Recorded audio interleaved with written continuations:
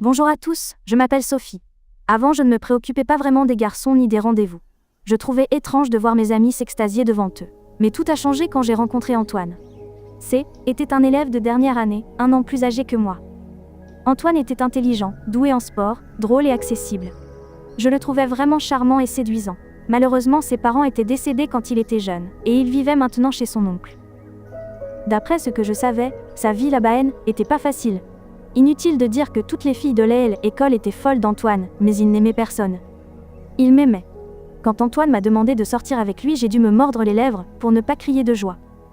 Au début, tout était merveilleux. Nous étions l'un de ces couples qui font fondre le cœur, toujours plongés dans notre propre monde rose. Il me conduisait à des rares écoles, passait toujours sa main dans mes cheveux quand je rangeais mes livres dans mon casier, puis m'accompagnait jusque à côté à ma classe et m'embrassait sur la joue pour me dire au revoir.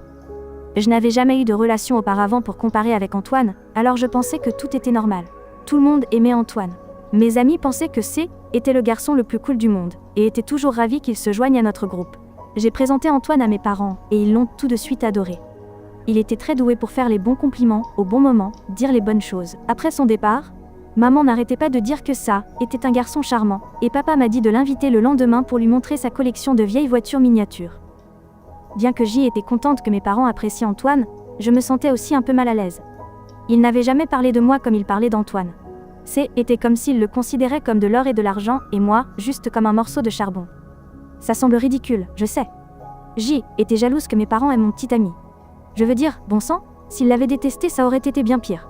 Alors j'ai invité Antoine à la maison après l'école. Au fur et à mesure que notre relation progressait, son lien avec mes parents grandissait. Antoine leur a raconté tous les désagréments qu'il endurait en vivant chez son oncle, et qu'il faisait de son mieux pour emménager seul dès qu'il aurait 18 ans, et pourrait être indépendant. Mes parents ont eu beaucoup de compassion pour lui, et lui ont dit de venir quand il voulait. Je pensais que C était juste une formule de politesse dans une telle situation, mais il a fini par passer plus de temps chez moi que chez lui. Vous pensez peut-être que C était génial parce qu'Antoine et moi pouvions passer plus de temps ensemble, mais non. La plupart du temps, il était avec mes parents au lieu de moi, et certaines choses se sont produites qui m'ont mise mal à l'aise, comme cette fois où mes parents m'ont envoyé me coucher tôt pour qu'ils puissent regarder un film d'horreur avec Antoine, parce que je suis peureuse et que je déteste les films de fantômes. Une autre fois, j'ai fait la grasse matinée, et quand je suis descendue, il n'y avait personne à la maison, juste un mot sur la table de la cuisine disant que tout le monde était allé au zoo. Attendez quoi, j'adore le zoo. Pourquoi ne m'ont-ils pas invité ? Pire encore, quand ils sont revenus, ils ont gazouillé à propos de leur merveilleuse journée. J'ai ensuite dit à Antoine que ça m'avait rendu triste, il a juste caressé ma tête, et a dit qu'il pensait que je n'aurais pas voulu y aller. Puis il m'a donné un collier en argent, a embrassé ma main, et a dit que J était sa princesse parfaite. J était tellement sous son charme que j'ai mis toutes mes inquiétudes de côté et j'ai continué comme si de rien était. Un samedi matin, je suis entrée dans la cuisine et j'ai vu Antoine faire des crêpes avec maman. Bon, je suppose que ce n'était pas si étrange, mais ensuite il s'est tourné vers papa, qui lisait son journal du matin et a demandé « Papa, tu veux des crêpes aux myrtilles ?» Au début, j'ai cru que j'avais mal entendu, mais papa a répondu « Bien sûr, mon garçon, ce serait génial !» J'ai raclé ma gorge pour leur faire savoir que je étais là, puis je me suis assise à table. Papa m'a juste marmonné un bonjour par-dessus son journal, et maman m'a adressé un demi-sourire. Maman a dit à Antoine de s'asseoir. Puis elle lui a servi la pile de crêpes la plus haute que j'ai jamais vue. Moi, j'ai eu quelques crêpes brûlées. Quand maman a pris l'assiette d'Antoine, elle lui a même caressé la tête et a dit « Tu en veux encore, mon chéri ?» « Non merci maman, je suis plein », a-t-il dit en souriant à maman. J'ai tiré ma chaise en faisant un bruit sec et je suis partie en claquant la porte. C'était trop bizarre. Ce sont mes parents, pas les siens.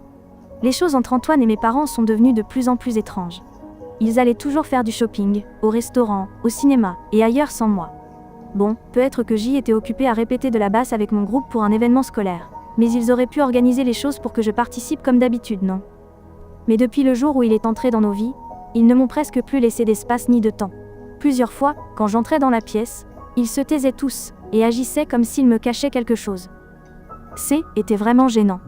Je me sentais comme une étrangère dans ma propre maison, et ce n'était pas du tout confortable.